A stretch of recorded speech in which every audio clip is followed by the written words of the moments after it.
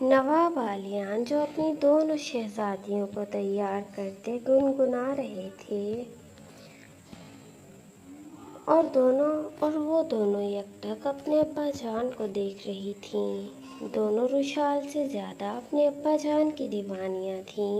ان دونوں کا بس چلتا نواب عالیان کو ایک پل کے لیے بھی نہ چھوڑتی۔ بمشکل آج کل نواب عالیان ڈیرے اور آفس جا پاتے تھے، کیونکہ ان کی ننھی بیٹیوں کو صبح دوپہر شام اور پھر رات کو اپنے ابا کا چہرہ دیکھنا ہی ہوتا تھا۔ رشال جو پچھلے 20 منٹ سے ڈریسنگ روم میں بند تھی، نواب عالیان بے تابی سے اپنی بیٹیوں کے ساتھ کھیلتے ان کی امی کا انتظار کر رہے تھے۔ وہ سب سے پہلے اپنی گڑیا کو سجا سبرا دیکھنا چاہتے تھے۔ آج کا خوبصورت لہنگا بھی نواب عالیان کی پسند کا تھا۔ وہ دادی جان کو اپنے ساتھ لے جا کر بڑی اسٹائلش سے اپنی بڑی گڑیا اور دونوں چھوٹی گڑیوں کا ڈریس لے کر آئے تھے۔ نواب عالیان نے اضطرابی کیفیت میں اپنا پہلو بدلا تھا۔ کہاں رہ گئی میری بیگم؟ ایسے لگ رہا ہے جیسے ہماری پھر سے شادی ہو، جو اتنا سج رہی ہیں اندر۔ یہ سوچتے نواب عالیان علی خان نے اپنے ماتھے کو مسلا تھا۔ کیسے بتاتے اپنی چھوٹی سی بیوی کو کہ وہ اس میں سمانے کے لیے پاگل ہو رہے تھے۔ اتنے میں ڈریسنگ روم سے رشال کی ہلکی سی آواز آئی تھی، شمسا، شمسا۔ نواب عالیان جو رشال کی آواز سنتے دونوں بچیوں کو آرام سے بستر پر لٹا کر ان کے گرد تکیے رکھ گئے تھے۔ ابا آتے ہیں شہزادیوں، تب تک آپ کھیلیں۔ ان کے گالوں کو چومتے وہ ڈریسنگ روم کی جانب بڑھے تھے۔ شمسا، شمسا۔ رشال جو اندر آدھے بکھری حالت میں کھڑی تھی، اس کے اندر کے نازک کالے پردے کی ہک آج اس سے نہیں لگ رہی تھی۔ پتہ نہیں کیوں آج اس کا ہاتھ پیچھے تک نہیں جا رہا تھا اور وہ جھنجھلا گئی تھی۔ وہ جانتی تھی کہ باہر کمرے میں نواب عالیان بیٹھے ہیں، ان کو تو وہ کسی صورت اپنے قریب آنے نہیں دے سکتی تھی۔ اسی لیے شمسا شمسا پکارنے لگی کہ شاید ان کا بے باک نواز اس کی آواز سنتے شمسا کو بلا دے، جس کو رشال نے خود ہی نیچے بھیجا تھا۔ اف، ہم بھی نا، کاش شمسا کو روک ہی لیتے تو ان کی اتنی بے باک باتیں نہ سننی پڑتی۔ نواب عالیان جو خاموشی سے دروازے کے باہر کھڑے ہوئے تھے، اب ان کو تب تک اپنی بیوی کو جواب نہیں دینا تھا جب تک وہ خود ان کو نہ پکارتی۔ شمسا، سن رہی ہو؟ اب رشال نے ڈریسنگ روم کا سلائڈنگ ڈور ہلکا سا کھولتے باہر منہ نکال کر دیکھا تھا، پر جس پر نظر گئی رشال اپنا تھوک نکل گئی تھی۔ اس کا پورا بدن شرم حیا کی سرخی سے لال ہوا تھا، کیونکہ اس کا بے باک نواب اس کو اپنی بلیک مقناطیسی آنکھوں سے آئی برو چکا کر دیکھ رہا تھا۔ رشال کو تو اب سمجھ نہیں لگی تھی کہ وہ کیسے بولے، کیسے بتائے۔ نیچے بھی جانا تھا اور جلدی تیار بھی ہونا تھا۔ کیا ہوا بیگم صاحبہ؟ وہ شمسا کہاں ہے؟ اس کو بلا دیں۔ نواب عالیان کی نظریں رشال کو ایسے دیکھ کر خمار آلود ہوئی تھیں، کیونکہ دروازے سے باہر آدھا منہ نکالنے کی وجہ سے رشال کے گردن سے نیچے کی گہرائیاں تقریباً ویسے ہی دکھ رہی تھیں جیسے قربت کے لمحات میں ان کے نیچے پورے آب و تاب سے چمکتی تھیں۔ نواب عالیان کا دل کیا تھا کہ ابھی کے ابھی دروازہ کھولتے رشال کو اپنے ساتھ لگاتے اس کو بتا دیں کہ وہ کتنا تڑپ رہے ہیں۔ ایک یہی تو حلال راستہ تھا نواب کے لیے۔ حرام تو وہ کبھی غلطی سے بھی منہ نہیں لگا سکتے تھے۔ کچھ بات ہے کیا؟ नवाब आलियान अनजान बनते बोले जैसे उनको कुछ अंदाज़ा ही नहीं। वो आप प्लीज़ शमसा को बुला दे, मुझे ज़रूरत है उसकी। कैसी ज़रूरत? वो थोड़ा सा पास होते बोले। रुशाल ने अब दरवाज़ा बंद किया था। अब उसका सिर्फ मुंह ही दिख रहा था। है ना बस कुछ ज़रूरत, हर बात आपको बताना ज़रूरी नहीं होती। ये बोलती वो अपनी नाक सिकोड़ गई थी, जो कि वो दिन में कितनी दफ़ा नवाब आलियान से बहस करते बिगाड़ती थी। हर बात आप मुझे बताएंगी तो ही हल निकलेगा ना, इसीलिए बेहतर है कि मुझे बोल दें, मैं शायद आपकी मदद कर दूं। वैसे भी हमने अगले 20 मिनट के अंदर अंदर ही नीचे जाना है बेगम साहिबा। बेगम साहिबा सुनते रुशाल के तन बदन में आग लगी थी। मैं कोई 40 साला नहीं हूँ जो आप मुझे बेगम साहिबा से मुखातिब कर रहे हैं। हाँ, मानती हूँ कि दो बच्चों की माँ बन गई हूँ, पर इतनी भी बड़ी नहीं हूँ मैं। अब भी मुझे आपने अपने जैसा समझा है क्या? खुद तो बूढ़े हो गए हैं और मुझे भी बना रहे हैं, पर मैंने नहीं बनना, सुना आपने? फिर क्या? फिर आप ही बताएं कि क्या बोलूं? कुछ प्यार से अब बोलो, कुछ प्यार से बोलूं तो अब आप चिढ़ जाती हैं। वो दरवाजे के और करीब हुए और नज़रें बेबाकी से रुशाल के हसीन नकोश का तवाफ कर रही थी। एक काम करें, आप मुझे कुछ नहीं बोलें, मेहरबानी होगी आपकी। क्यूट से वो क्यूट से उसे मैं बोली थी। ठीक है, पर मुझे जो बोलना है बेगम, वो तो मैं बोलूँगा। अब नवाब की बीवी हैं, अब नवाब की बीवी हैं। बेगम का लक़ब तो आपके साथ ही लगेगा ना। वैसे आप बातें करने में इतना वक्त ज़ाया क्यों कर रही हैं? अभी तक तो मैं आपकी मदद कर भी चुका होता। ये सुनते रुशाल की आंखें फैली थीं। वो घबराई थी। बोले, सुने, मुझे आपकी मदद की कोई ज़रूरत नहीं है। एकदम दरवाज़ा वो बंद करने लगी, उससे पहले ही नवाब आलियान दरवाजे के बीच अपना हाथ फंसाते दरवाज़ा खोलते अंदर दाखिल हुए थे। और जो सामने का नज़ारा था उसको देखते नवाब आलियान के हवास गुम हो गए थे, क्योंकि नज़ारा ही इतना दिलनशीन था। एक मर्द के लिए उसकी औरत का जायज़ हलाल औरत का। ये सब इतना अचानक हुआ था कि रुशाल जो मुंह पर अपने दोनों हाथ रख के दीवार के साथ लगे नवाब आलियान अली ख़ान को अपनी नीली फटी फटी आंखों से देख रही थी। नवाब आलियान उसकी तरफ हल्के कदमों से बढ़ रहे थे। गहरी निगाहें रुशाल के ऊपर ही थीं।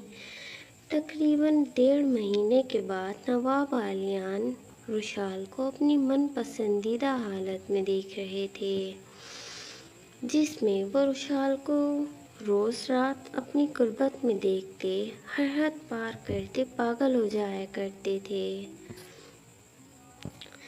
रुशाल जो अब भीगी बिल्ली की तरह सहमी शर्माई हया से दीवार के साथ लगी थी, वो अंगूरी लहंगे में थी। ऊपर बारीक काला जाली का पर्दा था जो बस नाजुक खम्मों पर बमुश्किल ही लटका हुआ था। उसकी गोल गोल गहराइयाँ जो इतनी ज़्यादा खूबसूरत हो गई थी माँ बनने के बाद, जो बाहर निकलने को बेताब थीं। नवाब आलियान अली ख़ान एक ही जिस्म रुशाल के बहुत करीब होते ये गुनगुनाए थे, जो धूप निकले छाया बन जाऊंगा, जो हो तू अकेली साया बन जाऊंगा, तू जहाँ मैं वहाँ। ये गुनगुनाते रुशाल के गालों पर हाथ रखने ही लगे थे कि एकदम रुशाल उनका हाथ झटक गई थी। दूर रहें, करीब मत आएं। उनको अपने हाथों से पीछे करते वो आईने की तरफ बढ़ी ही थी कि नवाब आलियान एकदम उसके पीछे जाते پیچھے سے ہی اس کے نازک کمر کے گرد اپنے ہاتھوں کی گرفت کر کے اس کو کھینچ کر اپنے پشت سے لگا گئے تھے۔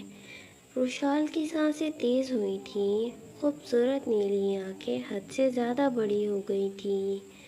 چھوڑے مجھے، وہ اتنے ہی لفظ ادا کیا تھا کہ ایک دم اسی سکتے اپنے لہنگے کا کنارہ دبوچ گئی، کیونکہ نواب بالیان اپنا بے باک لمس بنا کسی رکاوٹ کے اس کی دودھیا پشت پر چھوڑ رہے تھے، اور ساتھ ساتھ ایک ہاتھ آگے لے جا کر اس کے خم کو اپنے ہاتھوں میں لیتے بے دردی سے وہاں اپنے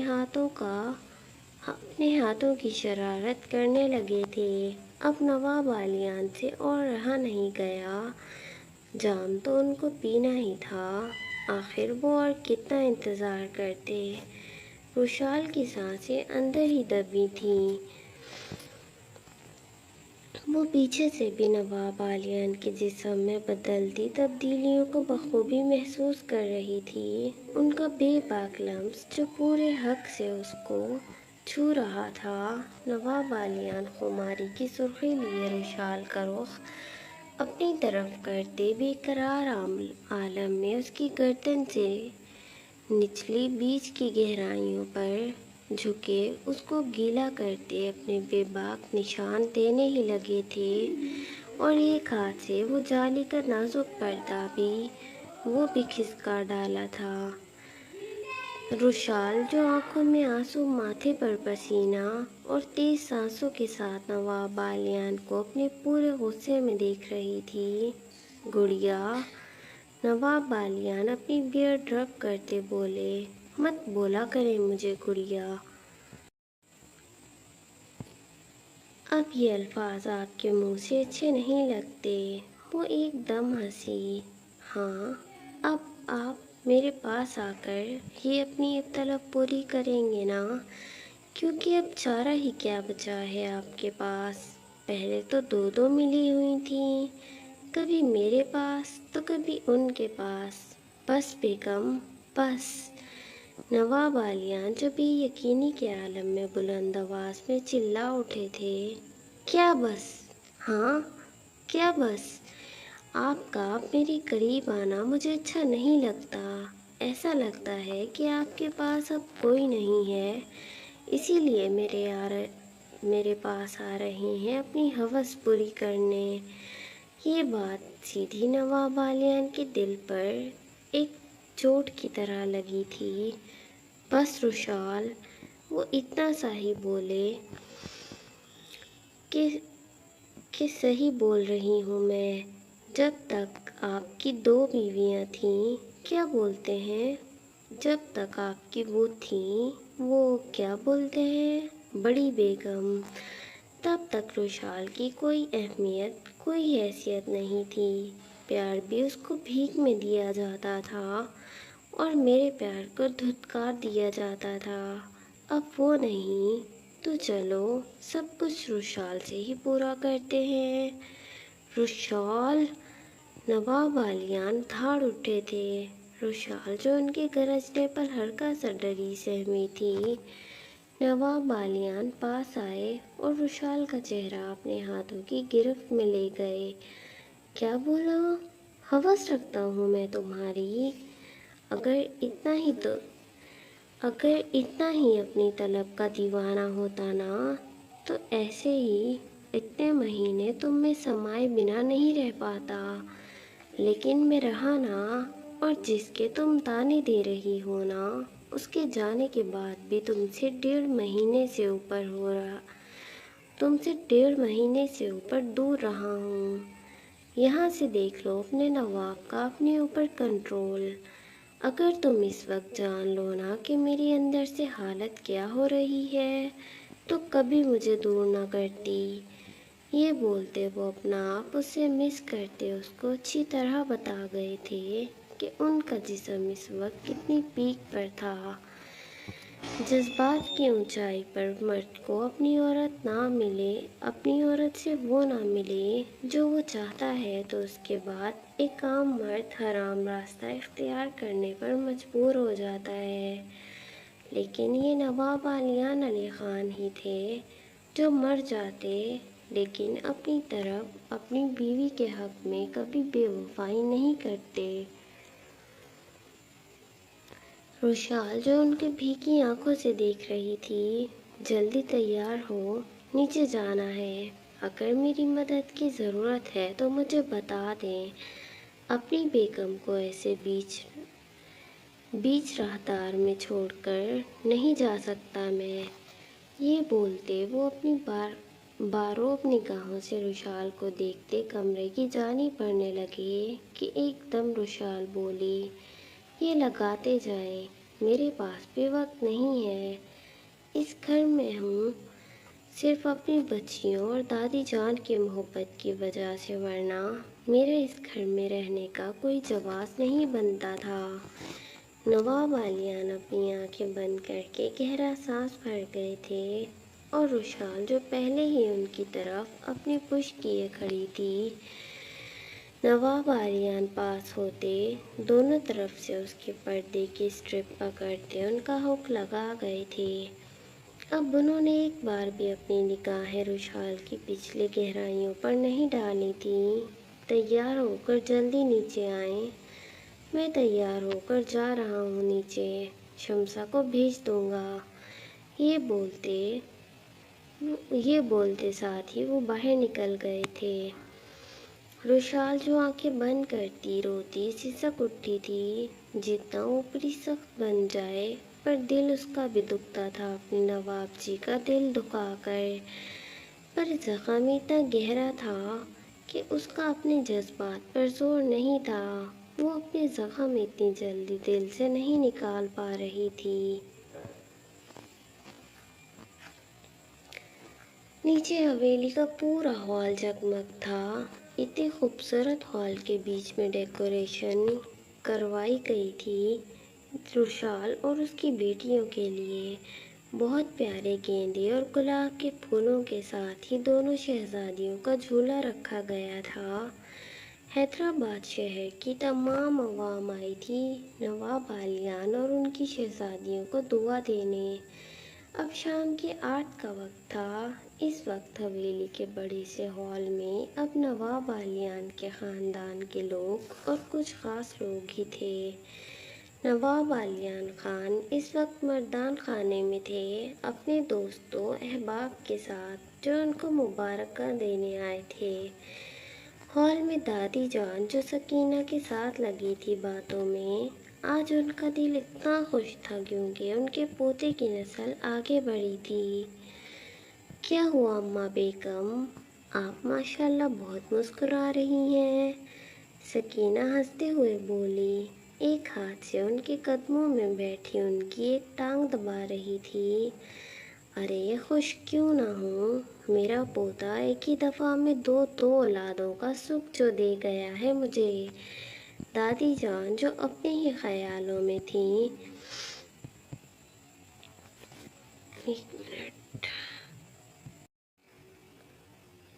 ایک ہی بار میں دو بچے، اللہ کے فضل سے جلدی ہی میرے علیان اور بہو روشال کے 20 بچوں سے میرا آنگن بھر جائے گا۔ یہ بولتے جہاں دادی جان کی آنکھوں میں خوشی تھی وہیں نمی بھی تھی، کیونکہ ان کے خاندان میں اولاد کی بہت کمی تھی، بچے بہت مشکل سے ہوتے تھے۔ دادی جان کے خود بس ایک ہی اولاد ہوئی تھی، وہ بھی علیان کے بابا۔ پہلی دفعہ ان کے خاندان میں سیدھا جڑواں بچے پیدا ہوئے تھے، یہ خوشی ہی الگ تھی۔ صحیح بولا اماں بیگم، جلدی ہمارے نواب صاحب کے بچے ہی بچے ہوں گے، یہ بولتی سکینہ بھی ہنستی تھی۔ کچھ ہی دیر بعد روشال شمسا کے ساتھ اپنی 2 شہزادیوں کو لے کر نیچے آ گئی تھی ہال میں۔